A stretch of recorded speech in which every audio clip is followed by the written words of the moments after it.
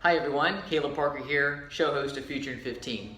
You're getting ready to watch our new series, our short series. These are short interviews and discussions on trends and innovations happening. And you may know that I've just opened up our first Bold Space. So these short series will be filmed in our beautiful Bold Space every time. So looking forward to your feedback on this and hope you enjoy. Without further ado, here's a word from our sponsor.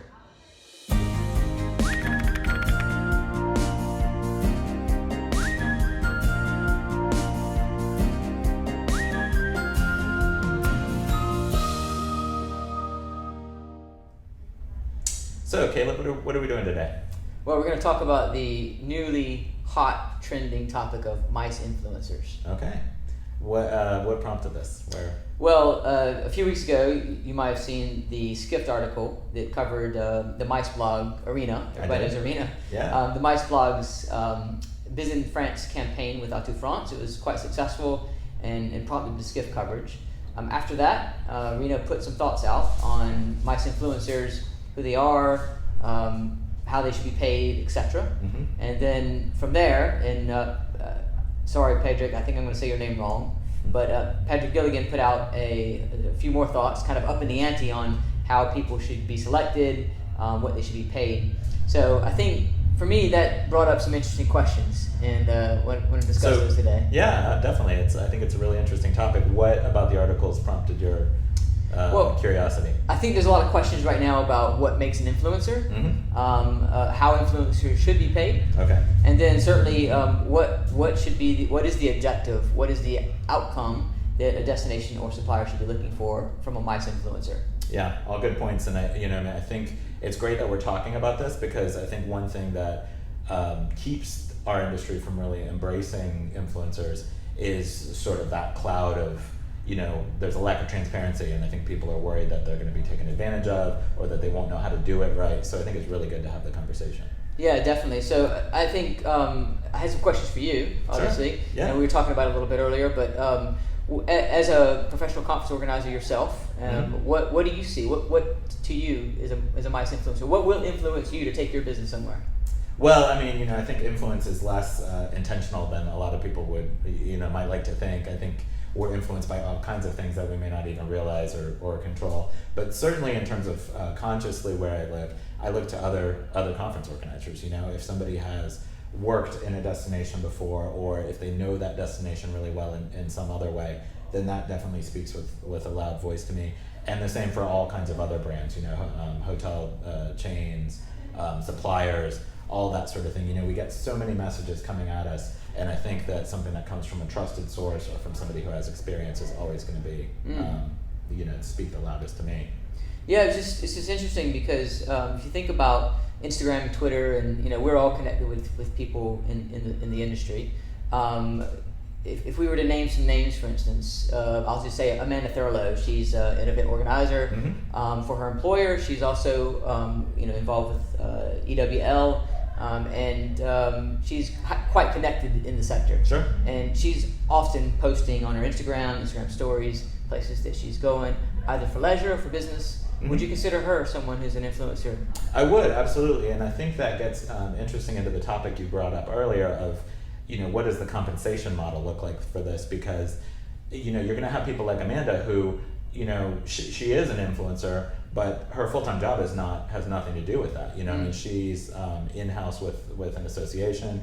So I think the questions raised in the articles are really interesting in that way, because yes, the compensation for influencers should be professional. It should be something you could live on, but there's going to be a lot of people who are not going that route, who are not, I think there need to be people who their primary job is as a conference organizer, and as an influencer, that kind of comes second. Well, Pádraic brought up about paying people £500 a day, for instance, as a professional marketing consultant. Sure.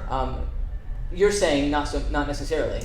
I'm saying not necessarily. I think there's room for that, and I think there's also room for, like Irina talked about, the micro influencers who, I think there's value to having people who are still primarily focused on the profession. Okay, so if we take and translate that into the objectives again for a moment, the outcome for the destination or the supplier, I mean, everybody thinks, okay, I want more business, and that is the ultimate goal. Right. But is that the goal of an influencer campaign? Well, I mean, I think I would ask you that question because you certainly are very savvy with social media, and I've always respected that about you. And I think there's a lot of people who come to this saying, okay, this isn't a real thing, right? This is people trying to get paid to play around on Instagram, right? So from your background, you have what, almost 1,000 followers. How would you? I think where the average person thinks about an influencer is like the Kim Kardashians, people with millions of followers. Mm-hmm. And certainly they are influencers in their own right. I think when we start looking at niche areas like the MICE sector, there are people who are highly connected. Could be an in-house event planner, it could be a professional conference organizer, an agency, etc. But we're all sort of going on fam trips, we're doing site visits, we're doing our own leisure travel, mm-hmm. and we're connected to the industry. So I think from an objective, as a destination or supplier, you want to shape opinion, you want to build awareness about your product. And it's not necessarily going to convert to a lead today. No one's going to look at my Instagram post and go, oh, I need to go book my conference there right away.